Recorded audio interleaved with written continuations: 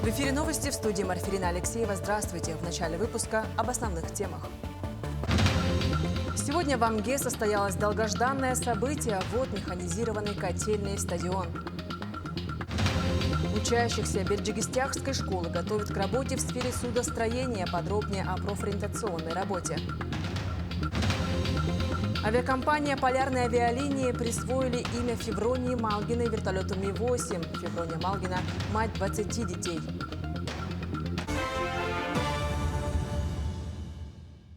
Отопительный сезон стартовал во всех районах республики и городских округах. В настоящее время проводится работа по проверке готовности документов к прохождению отопительного сезона. Из 45 районов республики и городских округов на проверку представлены 34 для того, чтобы до 15 ноября выдать паспорт готовности. Доставка топливно-энергетических ресурсов также находится на особом контроле. На текущий момент отгружено порядка 500 тысяч тонн угля, нефти, дизеля и газоконденсата. Отгрузка составляет 100%, доставлено непосредственно на место 96% от плановых цифр. Ну и по поступающей информации от муниципальных образований, от потребителей, там, где есть определенные сложности в части предоставления коммунальных услуг, это качественное теплоснабжение, водоснабжение, водоотведение, оперативные службы на местах в муниципальных образованиях реагируют оперативно, ну и, соответственно, устранят те недочеты, которые есть в части предоставления коммунальных услуг. Сегодня в Амге состоялось событие, которое ждали все жители микрорайона Молодежный Амгинского наслега – ввод механизированной котельной стадион. Строительство котельной площадью 381 квадратный метр началось в 2019 году. На сегодняшний день мощность котельной составляет 7,5 мегаватт, но идет работа по увеличению мощности до 12,5 мегаватт. Мероприятие разбито на 3 этапа. В текущем году сделаны врезки на 42 дома, в 33 из которых подано тепло. Планируется также подключение котельной нового здания Амгинского лицея. Котельной присвоено имя Виктора Кузнецова, который внес значительный вклад в развитие ЖКХ района. Сегодня мы увековечили память о нашем коллеге путем присвоения имени. Это несет в любом случае ответственность каждому из нас, коллективу, который сегодня будет работать. Да? В рамках нашей инвестиционной программы ГУП ЖКХ, которую мы реализовываем уже в Амгинском Улусе 2011 год. Надо отметить, что за этот период мы построили и реконструировали 22 объекта. И у нас прошедший год был таким ударным в строительном плане. Мы в селе Анес построили котельную, в микрорайоне Емельяновка в селе Абага построили котельную. По итогам 8 месяцев в Намском Улусе зафиксировано 3409 ДТП. Чаще всего водители не соблюдают правила перевозки детей. Также это управление транспортом без права вождения и управление авто в состоянии алкогольного опьянения. В связи с ухудшением погодных условий сотрудники госавтоинспекции проводят рейдовые мероприятия. Еще раз напоминают о правилах поведения при езде по гололеду. Самый опасный участок трассы НАМ – это 55-й километр при крутом спуске со Сопки. Дорожники усиленно работают на этом отрезке с октября по апрель включительно. Приготовили противогололедные материалы, на обочинах лежат для необходимости водителей, которые не смогли подняться на гору и смогли самостоятельно себе помочь. А так все равно во время гололеда у нас дежурит машина и время от времени разбрасывают песок на подъеме. Песок, щебень, вкратце противогололедный материал. В рамках педагогической ярмарки «Сельская школа. Образовательная марка» Жатайский техникум подписал соглашение о взаимном сотрудничестве с рядом улусов. Так, профильный класс по направлению электроэнергетика и юный повар будет работать на базе Берджилгистяхской школы имени Афанасия Осипова. Заметим, что такая практика направлена на актуальность подготовки будущих кадров в сфере судостроения и электрификации республики. Каждый ученик в присутствии своих родителей получил сертификат, подтверждающий его зачисление в спецкласс. В торжественной обстановке ученики приняли присягу. Будет преподаваться 64 академических часа, 50 часов у нас будет проводиться теоретических и 50 часов у нас будет практических. Теорию мы будем проходить в онлайн-форме, а практическую часть мы будем уже существенно работать на месте в наших лабораториях, которые у нас полностью застроены и полностью оснащены. Во Владивостоке прошел Приморский междуховный форум. Его цель – сохранение традиционных ценностей, укрепление гражданского самосознания и патриотического воспитания молодежи. Подробнее в материале Лианы Михайловой. Самое важное, по нашему мнению, необходимо вот в этой нашей универсальной формуле единства в многообразии делать акцент все-таки сейчас на единство. Организованный Департаментом внутренней политики Приморского края, форум стал площадкой для обсуждения ключевых тем – роли традиционных религий в укреплении духовно-нравственных ценностей и государственно-религиозного взаимодействия как инструмента борьбы с деструктивной идеологией. И с этой целью мы подготовили и будем запускать в новом году в 5 регионах адаптационный курс, первичный адаптационный курс, и 5 миграционных центров будут запущены в будущем году.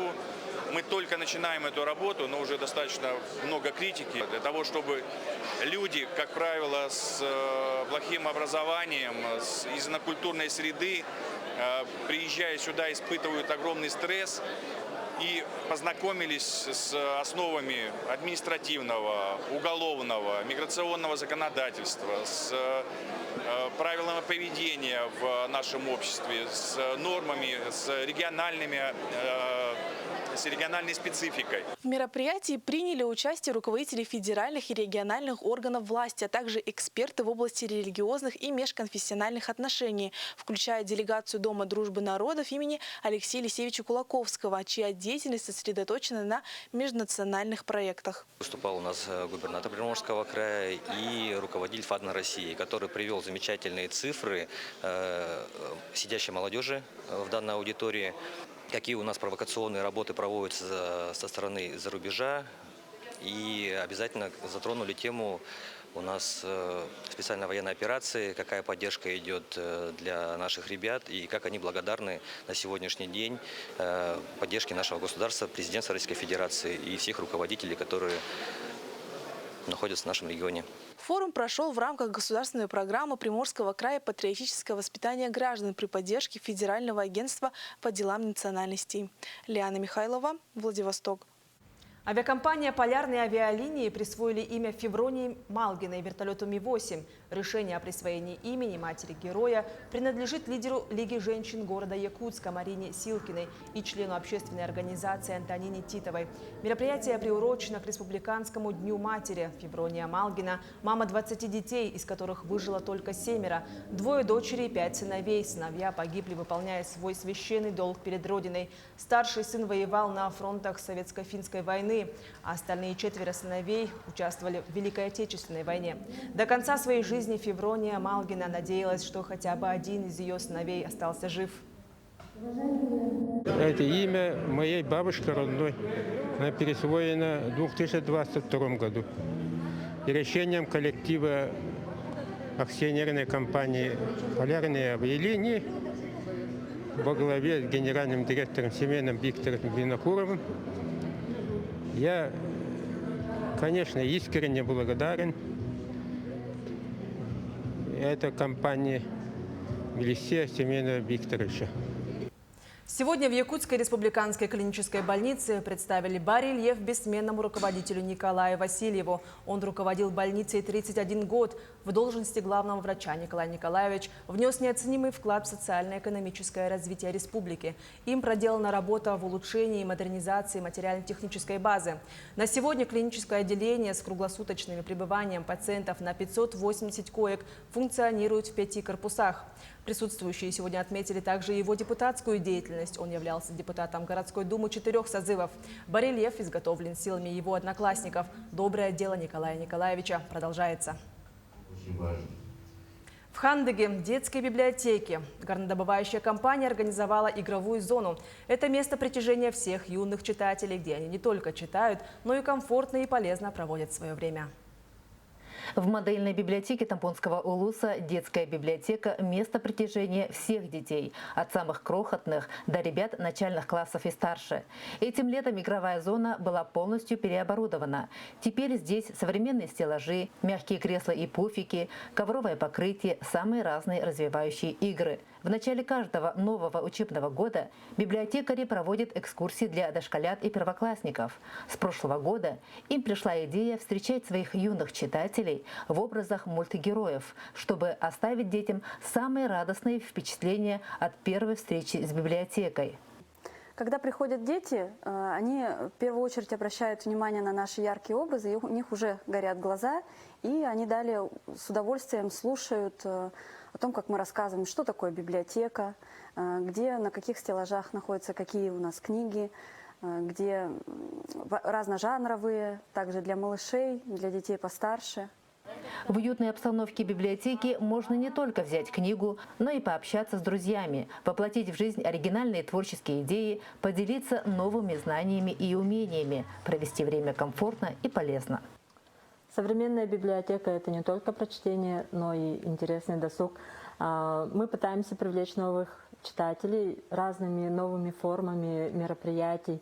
Квесты, квизы, костюмированные какие-то мероприятия. И им это очень нравится, особенно маленьким детям, которые только начинают посещать библиотеку, и они воспринимают библиотеку уже в абсолютно другом формате. Экскурсии для юных читателей дают положительные результаты. За 2 неполных года ряды детской библиотеки пополнились 300 юными читателями. Вместе с тем возросло число семей, совместно посещающих Тампонскую библиотеку, а значит и читательская активность. Мария Винокурова, Хандыга, Тампонский район.